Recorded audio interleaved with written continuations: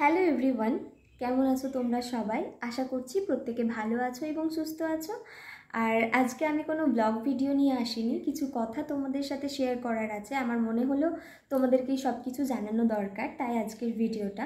তো ভিডিওটা শেষ পর্যন্ত দেখার অনুরোধ রইল।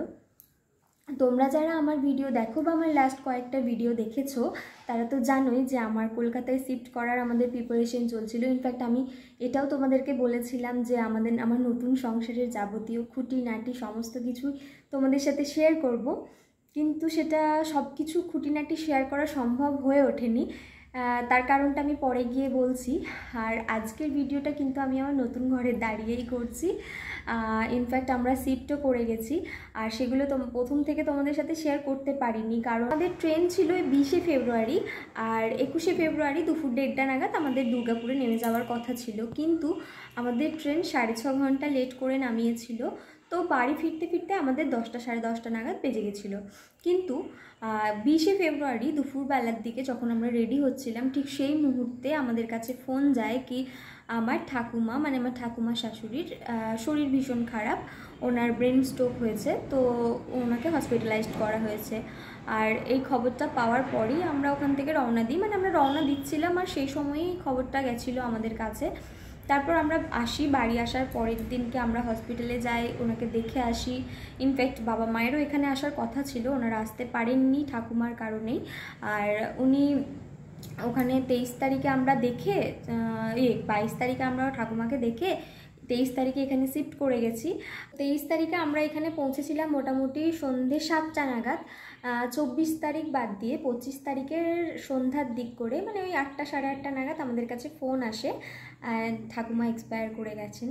এই খবরটা আসে আমাদের কাছে সন্ধ্যে নাগাদ। এই খবরটা পাওয়ার পর আমরা ভোরবেলা 4টে সাড়ে 4টে নাগাদ রওনা দিই, আর সকালবেলা ওই 10টা বা তার আগে আমরা আব্দুলপুর পৌঁছে যাই। আর তারপর ওনার সৎকার করে আমরা তার পরের দিন এখানে ব্যাক করি। তো সব মিলিয়ে পুরো মানে কি ভেবেছিলাম আর কি হয়ে গেল, এরকম একটা সিচুয়েশন গেল আমাদের উপর দিয়ে। তো কোনো কিছুই তোমাদেরকে শেয়ারও করতে পারিনি, আর সেরকম কোনো সিচুয়েশান আমি ছিলামও না। ইনফ্যাক্ট শারীরিক মানসিক দুই দিক থেকেই একটুখানি টালমাটাল চলছিল। সত্যি বলতে এতটা জার্নি করে আসা, তারপর আসা যাওয়া এই নিয়ে একটা ধকলও গেছে শরীরের উপর দিকে। আর তারপর নতুন ঘর, বুঝতেই পারছো এখানে প্রথম তো ভালো রকমই একটু কাজকর্ম থাকে, কারণ গোছানো বাগানো পরিষ্কার করা থেকে সব কিছু।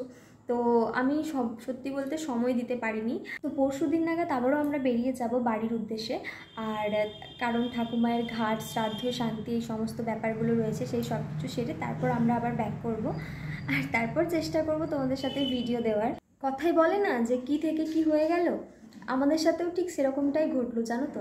আসলে আমরা বেরিয়েছিলাম, মানে আমরা রওনা দিচ্ছিলাম, আমি নতুনভাবে নতুন ঘরে শিফট করব, নতুন সংসার, মানে সব কিছু নিয়ে একটা এক্সাইটমেন্ট ব্যাপার ছিল নিজের মধ্যে। আর বাবা মা আসছিলেন, কারণ আমার পিস্তুত দেওরের বিয়ে, তো সেখানে যাওয়ার উদ্দেশ্যে ওনারা আসছিলেন।